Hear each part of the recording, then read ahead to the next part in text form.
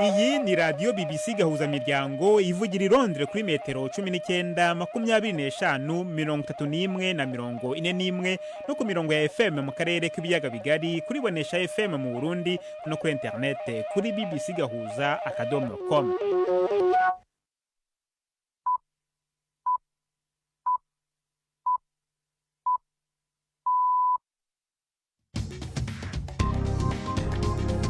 Ubu ni saa 10 n'igice ku isaha mpuzamahanga ya GMT, ni saa 12 n'igice ku isaha yo mu Rwanda no mu Burundi. Muri studio muri kumwe na Jacques Niyitegeka.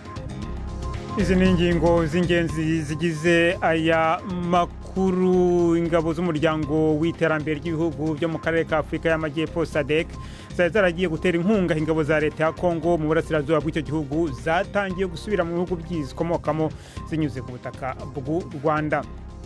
Mu nkambi y'impunzi z'abarundi Inyarugusu muri Tanzania kuva ku munsi w'ejo hararangwa icyuka kibi nyuma y'imvururu zahavutse akanavugamo n'amasasu.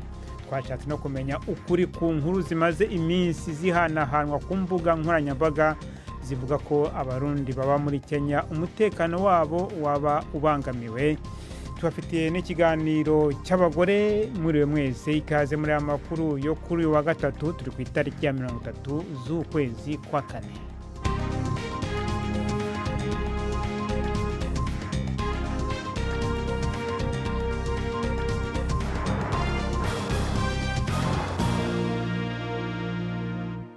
Ayo makuru ku buryo burambuye ni mukanya. Prime Ndikumagenge amaze kutugezaho incamake y'amakuru avugwa hirya no hino ku isi, na makuru atugezaho ari mu biro bya BBC i Nairobi. Ubutunzi bwa leta zunze ubumwe za Amerika bwaradindiye mu mezi atatu ya mbere y'ubutegetsi bwa Perezida Donald Trump, inyuma y'ivya kane by'umwaka byinshi buguma bwiyongera mu gihe c'uwo yasubiriye. Umwimbu wose uva mu gihugu wagabanutse ko ubusa n'ibice 3% mu mezi atatu ya mbere y'umwaka. Abanyamakuru bafatanya uko gusubira hasi n'ingingo z'ubutunzi za Trump harimwo kutabona iyaja n'iyava ku makori, vyatumye haba amakenga mu banyamitahe no mu masoko y'amafaranga. Trump ata ishavu kuwo yasubiriye. Mu mezi atatu ya nyuma y'igihe ca Joe Biden ubutunzi bwiyongeye ku rugero rwa 2.4%. Umushikiranganje wa mbere wa Ukraine Denis Shmyhal yavuze ko amasezerano amaze igihe yitezwe cyane y'ubutare n'imitahe na leta zunze ubumwe za Amerika ashobora guterwa ko imikono mu masaha 28 ari imbere. Yavuze ko ibibazo bikomakomeye vyumvikanywe ko icegera ciwe ari mu nzira aja Washington mu gihe integuro yayo iriko iraherahezwa neza. Gusinya integuro yayo ya mbere kwapfuye igihe ba Perezida Trump na Zelensky baterana amajambo mu biro vy'umukuru w'igihugu wa Amerika Maison Blanche. Uwo mutegetsi wa Ukraine yavuze ko ayo masezerano mashasha adafatiye ku mfashanyo Amerika yari imaze guha Ukraine imbere yuko asinywa. Tukivuga Ukraine, umuvugizi wa Perezida Putin yavuze yuko Uburusiya bufise inshingano zo gutsinda mu ntambara burimwo n'ico gihugu. Dmitry Peskov yashimiye leta zunze ubumwe za Amerika kutwigoro two gushika ku masezerano y'amahoro, ariko yagabishije ko ico yita imizi y'imvo z'iyo ntambara izitanye cyane kugira ngo zitorerwe inyishu mu gihe gito. Uburusiya bwavuze ko bwemeye ibiganiro na Ukraine atakibanje gusabwa, ariko Ukraine n'abayishigikiye bo basaba ko habanza kuba ihagarikwa ry'intambara atagisabwe imbere yuko haba ibiganiro ivyo ari byo byose. Aya makuru mwumvana ya BBC. Umuvugizi w'umugambwe uri ku butegetsi mu Buhindi avuga yuko gukoresha inguvu za gisirikare kuri Pakistan atawo bishira inyuma mu gihe icuka kiguma kirushiriza kuba kibi hagati y'ivyo bihugu bibanyi biturutse ku gitero cagabwe ku bakerarugendo muri Kashmir hagapfa abantu 26. Shazia Ilimi yavuze ko ingingo nyinshi zija zamaze gufatwa kandi ko umushikiranganje wa mbere Narendra Modi yahaye ububasha igisirikare. Ubuhinde buri mu myiteguro kandi byinshi byaramaze gukorwa. Hari ingingo nyinshi zimaze kuja mu ngiro kandi sinzosiga n'inyuma ko bishoboka gushira mu ngiro n'izindi ngingo zirimo n'iz'igisirikare canke kugaba igitero. icizere kuri Pakistan ni zero. Yama yahakanye uruhara mu bitero harimo n'iki nyene. Ibyo bavuga byose ntaco bivuze. Nibaza yuko bose babona ivyo bamye bakora, ico bashoboye, n'urugero rwabo rwo kwigenza nabi. Bahindutse nk'igihugu citwara bunyeshamba, atakindi gishoboye gutanga mu makungu atari ikintu kimwe gusa, iterabwoba. Ubuhindi bwagiriza Pakistan gushigikira abashaka kwiyonkora mu ntara ya Kashmir, ivyo Pakistan kabihakana. Umushikiranganje wa Pakistan ajejwe kumenyesha makuru Atullah Tarar mbere yari yavuze ko leta yiwe ifise amakuru yigendereza yo kwizera ko himirije vuba igitero c'ubuhindi, ariko nta birenga ngaho. Yongeye ko Israel yagavye ibitero kuco yise intagondwa muri Syria mu gihe hadutse intureka zishingiye ku madini mu karere kiganjemwo abadruze hafi y'umurwa mukuru Damas.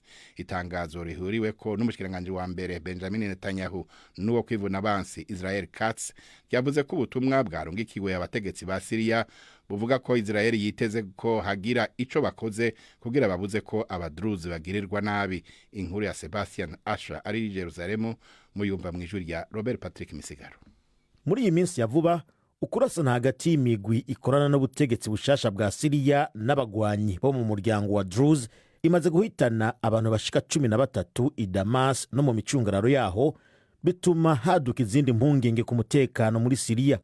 Israel ifata umugwi w'abagwanyi biyitirira idini rya Islam batembagaje Bashar al-Assad nk'umugwi ushobora guteza ibibazo ku rubibe rwayo, kuko ari umugwi wamutse kuri Al-Qaeda. Israel ivuga ko ibitero biheruka muri Syria ari ivyo kugabisha kugira yerekane ko yiteguriye kugwanira abadruze basanzwe ari inkehwa atari gusa muri Syria ahubwo no muri Israel. Kuva Bashar al-Assad atembagaje ku butegetsi, ibikorwa vy'igisirikare ca Israel muri Syria vyarongereje umurindi. Ndangirize ku nkuru y'u Rwanda, aho Atletico de Madrid wabaye uwundi mugwi w'umupira wo mu cicaro ca mbere wagiranye amasezerano yo gukorana na Visit Rwanda. Ni mu gihe ayarasanganywe amasezerano benayo Arsenal, Bayern Munich na Paris Saint-Germain agize igihe anegurwa kubera imigenderanire yayo n'urwego rw'u Rwanda rujejwe iterambere RDB. Uko gukorana kwatanguye gutumwa urutoke kuva intureka yongerekanye mu buseruko bwa Republika ya Demokarasi ya Kongo. Abategetsi ba Kongo bagiriza u Rwanda guha ibigwanisho umugwi M23 no kurungika ingabo zo kuwufasha intambara. U Rwanda ruhakana gushigikira uwo muhari. Jacques urakoze Prime ndi ku magenge kuri iyo ncamake y'amakuru.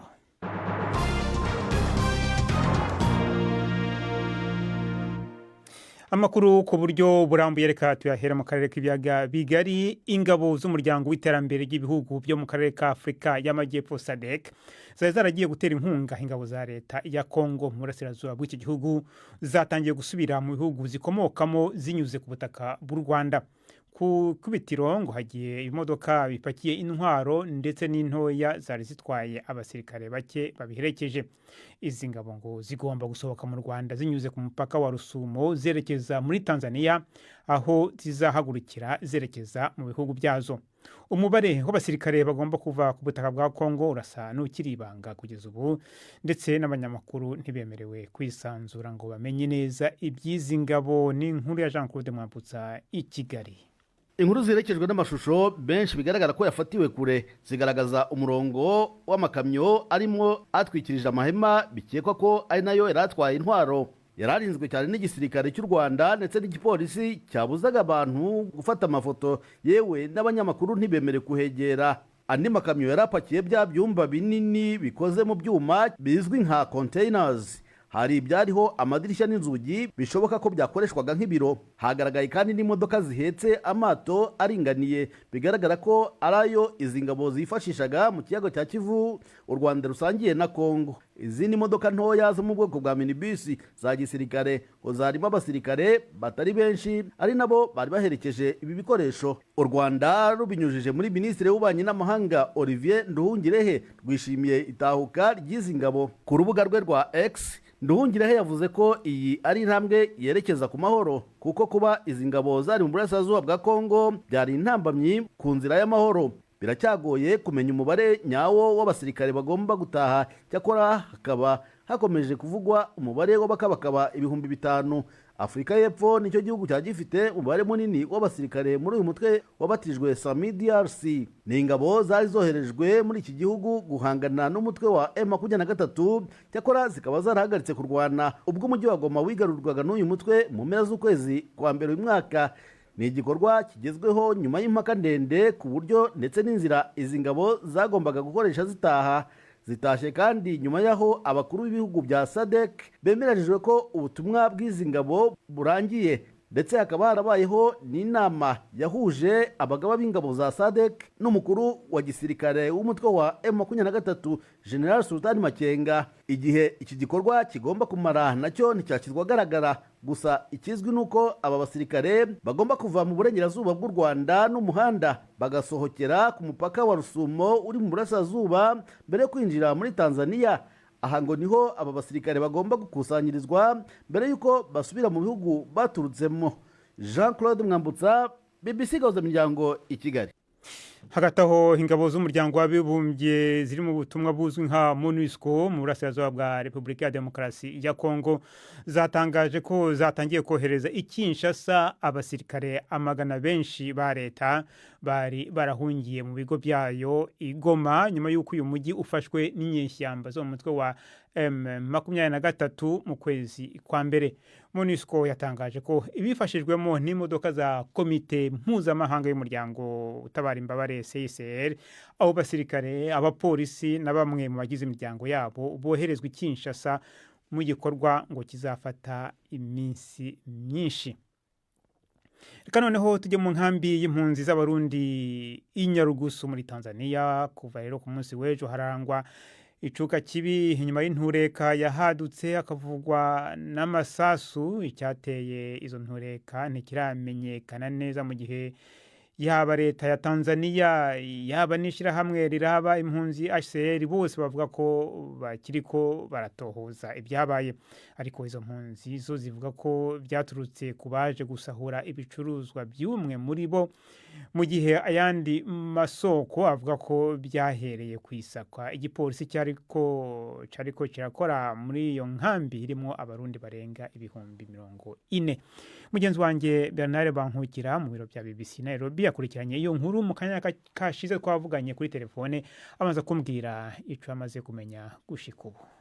Ego nkuko ubivuze, umunsi w'ejo kwa kabiri muri iyo kambi ya Nyarugusu iri mu karere canke district ya Kasulu mu ntara ya Kigoma waranzwe n'imvururu, aho umwe mu mpunzi twashoboye kuvugana tubwiye ko zatanguye igihe imodoka zibiri zatera iduka y'umwe mu mpunzi zipakira ibicuruzwa vyiwe, ziragenda zirasubira ziragaruka ngo zirapakira, hanyuma ngo zongera ziragaruka kwa gatatu. Ariho rero izo mpunzi zaca zigumuka zivuga ko zidashobora kwemera kunyagwa izuba riva, induru iraduka gushika ngo naho zateye amabuye ngo zikamena ibiro vy'izo modoka.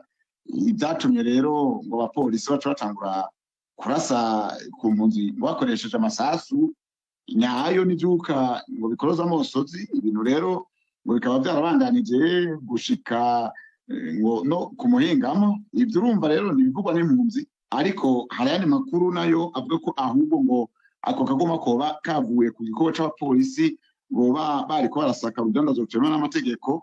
Rero gushika ubu nta nkuru nyayo yerekana neza na neza imvo zateye izi mvuru.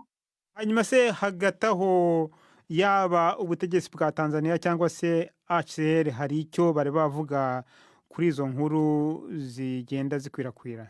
Gushika ubu yaba HCR canke leta nta ruhande batubwira ibyabaye neza na neza, kuko twarondeye ubujejwe kumenyesha amakuru mw'ishirahamwe HCR rijejwe impunzi muri Tanzania, akaba yatubwiye ko barungitse intumwa mikambi kugira ngo zimenye neza na neza ingene ibintu byagenze, ariko ko batari bwaronke icegeranyo. Eka n'umuvugizi wa leta ya Tanzania nawe nyene nuko twamurondeye atatubwira ko atamakuru akwiye yarafise ko yaraki yarondera. Ariko tuzi ko atari ubwa mbere impunzi z'abarundi ziri mu makambi y'impunzi aho muri Tanzania zidogera kuba ngo zidafashwe neza. Ego si bwo bwa mbere, mbere amakuru avuga ko nko muri iyo kambi ya Nyarugusu irimo impande zibiri, uruhande rumwe rw'abarundi urundi nabwo rukaba rw'abakongomani, haciye igihe kitari gito isoko ryo ku ruhande rw'abarundi ngo barayugaye. Rero izi mpunzi zibona yuko ngo ari uburyo bwo kuzihatira guhunguka,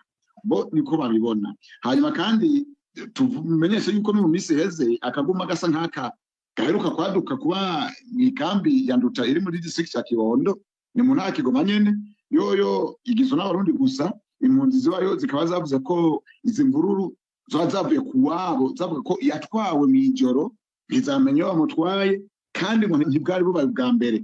Ariko abategetsi bahavuye baja guhumuriza muri iyo kambi, nazo zirabashikiriza izo mpungenge zari zifise.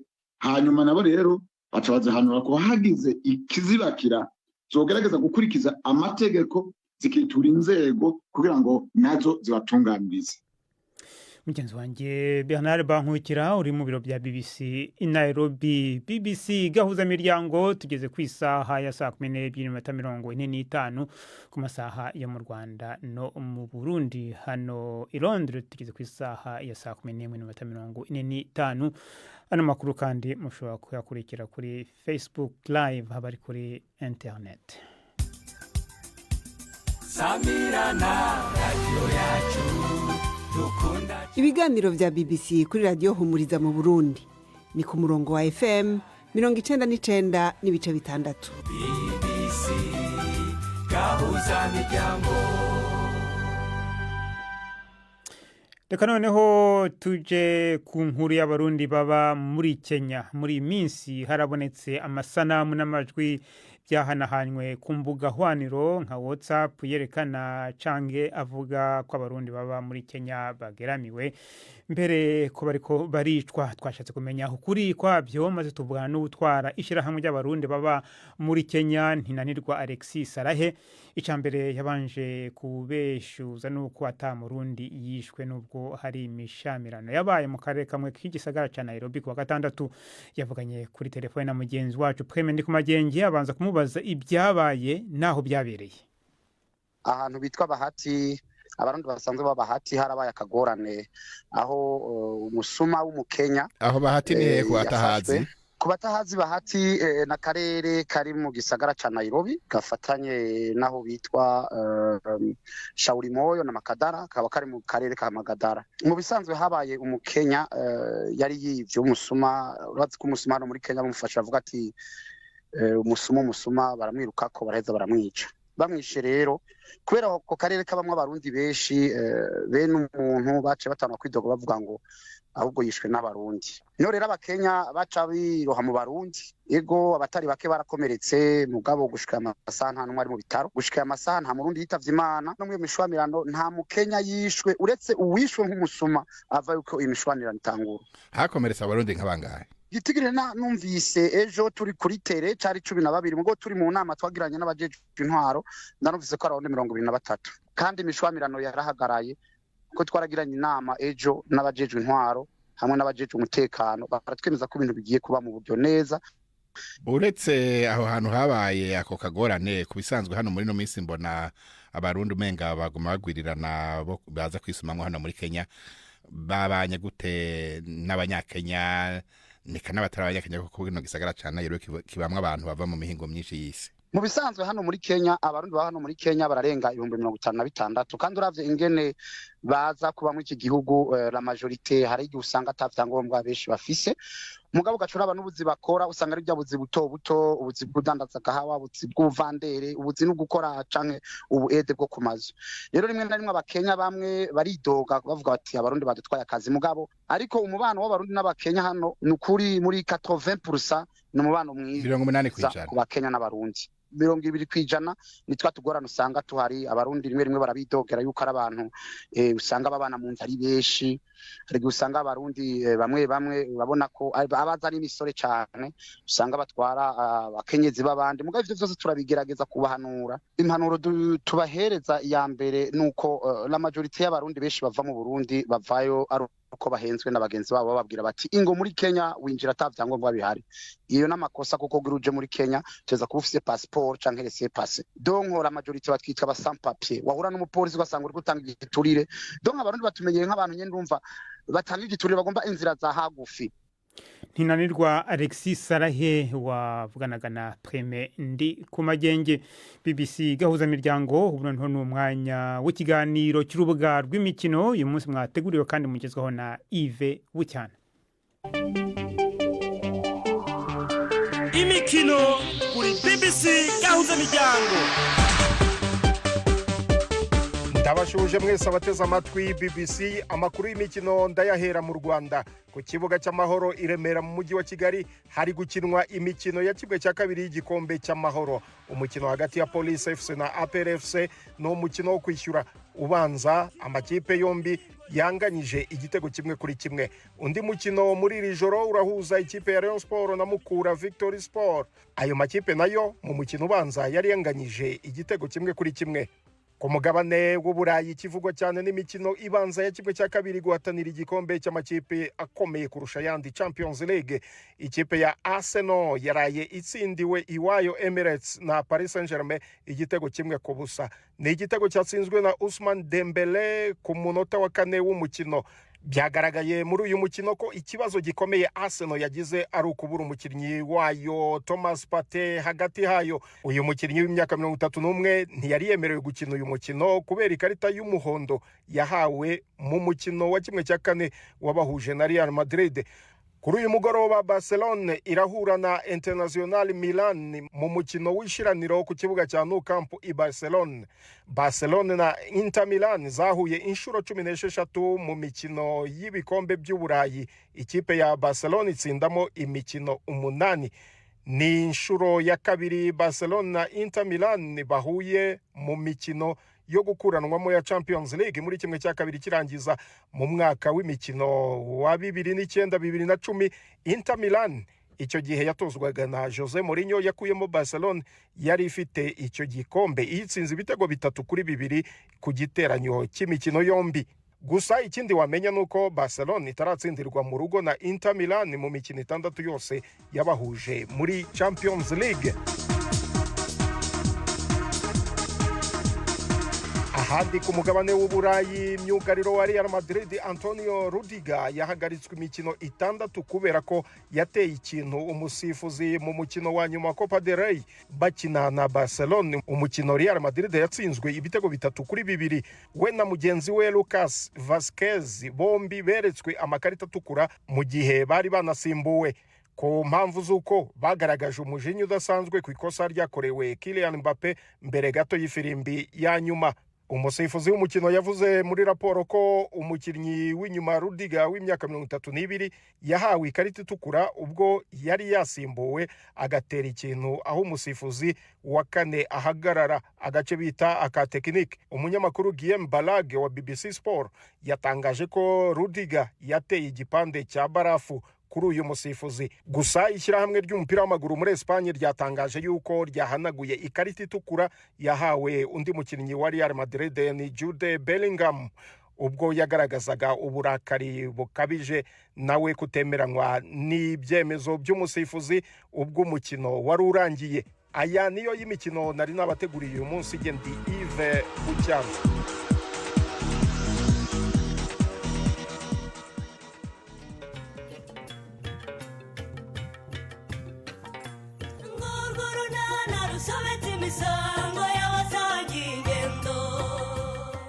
Mu kiganiro nana cyo kuri wa kane twabateguriye impereza kana rero ngaterure yewe yanazane rwose nizere ko katari bunyanga oya ntabwo yanga abantu Petre kashonje ntwe mama mana we ariko uyu mwana ni Stefano Musa umva uyu rwose nawe ni Stefano neza ntawe yatinyuka kumwihakana ndakurahiza wagira ngo ni fotokopi neza pe sibyo murebwe. Ni 12:45 kuri BBC.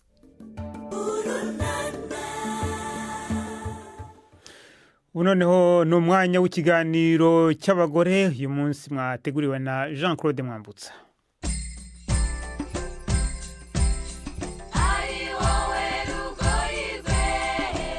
Mwiriwe neza nshuti za BBC, ikaze mu kiganiro cyacu cy'abari n'abategarugori cyo kuri tariki ya 30 z'ukwezi kwa kane mwaka wa 2025.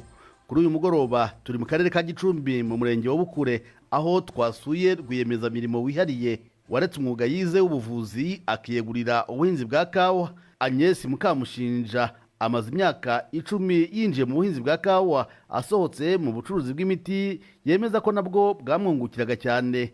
Uyu mubyeyi avuga ko yinjiye mu buhinzi bwa kawa kugira ngo yubahirize umurage w'umubyeyi we. Nabigiyemo kubera ko papa wanjye yakoze mu ikawa kuva kera, yemwe iyi misozi yose n'abahinzi bose b'ikawa niwe wabafashije gutera ikawa no kuzikurikirana, niwe wakoraga ingemwe. Byatumye numva niyumvisemo iki gikorwa cyane, ngenda mbyiga gahoro gahoro, nshaka amasertifika ku ruhande no ku ruhande, mbaza uwo mbashije kubona ufite ubumenyi kuri icyo gikorwa nkamubaza. Tuba dufite amahugurwa atandukanye. Ni imirimo myinshi isaba igihe kinini cyo kwikurikirana, isaba amasaha makeya yo kuryama nk'uko tuzi abacuruzi babigenza, akazi kangana gutyo, kandi nanone za nshingano ufite zo mu rugo. Inshingano z'umubyeyi burya ntago zikurwaho n'ibi, ahubwo izi ngizi ziramforsa za nshingano, kubera yuko iyo wakoze ubona icyo ujyana mu rugo. Hano nabonye umwihariko w'abakozi ku ijana, nabonye nka 80 hari baba ari abagore 90. Nibo babishoboye cyangwa nuko nawe uri umutegarugori? Buri umugore arashoboye, nuza kumubwira uti wenda niyikorere umufuka w'100 ntabwo uri bumukorere, ariko 20 ari bubitware kandi abigeze ahajya. Ariko umugore n'ubusanzwe agira umwihariko we wo kumenya gutoranya, gukora umurimo ashaka gukora mu buryo kandi bwiza. Uretse kuba uri umucuruzi ushaka n'inyungu zibukomokaho, mwebwe mubona mwarazanye iki, mufasha iki aka gace mukoreramo? Abaturage bafite aho bagurisha umusaruro wabo. Uyu musaruro ubundi twawuheraga nibuye tukawugurisha ku giciro gito. Uyu munsi awuzana uko wakabaye, tukawutonora tukaguha agaciro gakwiye ku isoko mpuzamahanga. Twahaye agaciro rero umusaruro. Icya kabiri, twazanye amafaranga agaragara mu bantu. Uyu munsi niba uyu musaruro uko ureba ahangaha ntago ari mukeya, aya mafaranga yose ari ahangaha yagiye mu baturage. Ubwo ni ukuvuga ngo umuturage ahari sizeni yarageze, amafaranga arayafite. Harimo abo tugurira za mituweli de sante, hariho abo dufatanya n'ubuyobozi kubaka inzu zo guturamo. Nsanga rwose Nova ifite akamaro kanini kuri iyo community ya hano. Muri rusange ikigo cye cya Nova Coffee gihinga kawa ariko idahagije ngo ibe yahaza uruganda. Ibi bituma ikorana n'abahinzi bakaba 3,000 igurira umusaruro ukiva mu murima. Abandi babona inyungu ni babagore bakaba 500 twahoze tuvuga. Aba ngo babonye akazi gahoraho kabafashije kwiteza imbere. Amafaranga bwa mbere navanyemo naguzemo ingurube. Rero ntekereza yuko uko ngenda nkakora nzagenda niteza imbere, ndetse n'abandi akenshi ngenda nganira nabo n'urwo rwego bagezeho bavuga ko kabateza imbere. Twese buri muntu aritunze, n'umugabo nta kuvuga ngo aragusuzugura cyangwa ngo murasuzugurana. Niba uri mu rugo ukabona ikintu kibura urakigura. Ubu rwose nta mugore wawe udafite ibiti by'ikawa, utayifitiye kawa ye ku giti cye, kuko turakora bakaduha ingemwe z'ikawa zabo bitunganyirije tugatera, ubundi zamara kwera ukabasha kugemura. Aka kazi nkora urabona gatuma umuntu asa neza, amafaranga baduha tukayizigama, ukaba wagura agatungo nk'uko nguko, suba inzererezi mu muhanda ukagira aho ubarizwa, ukaba wagira n'umushinga upanga wawe. Hari abamutangarira kuba yaratinyutse bakabibona nko kwigerezaho, ariko we ngo gasanga nta gitangaza yakoze. Impano Imana yarayiduhaye yo gutunganya ibintu kandi tukabikora neza. Icyangombwa ni ugushyiraho imbaraga z'ubwenge n'umutima, ukamenya icyo ugiye gukora kandi ukagiha agaciro. Umunsi ku munsi ntusibe, ntiwirare, nturyame, ntiwiganyire. Birakubwira ngo byuka, haguruka, kora, witinya, baza icyo udashoboye, iga ibyo ukeneye kwiga, kandi naho umuntu yakosa urasobanuza bakagukosora. Turamushimye Madamu Agnes wemeye ko tuganira. turabashimye namwe inshuti mwaduteze amatwi mu gisho ryiza General Jean Claude Mwambutsa. urakoze Jean Claude Mwambutsa na Agnes mwaganiraga mu kiganiro cy'abagore. Ni nacyo rero kishoje amakuru yacu yo kuri uyu wa gatatu itariki ya 30 z'ukwezi kwa kane. Na makuru yarahagariwe na Nina Iradukunda. Ni makuru yacu arakomeje ni kurubuga rwacu rwa internet bbc.gahuza.com.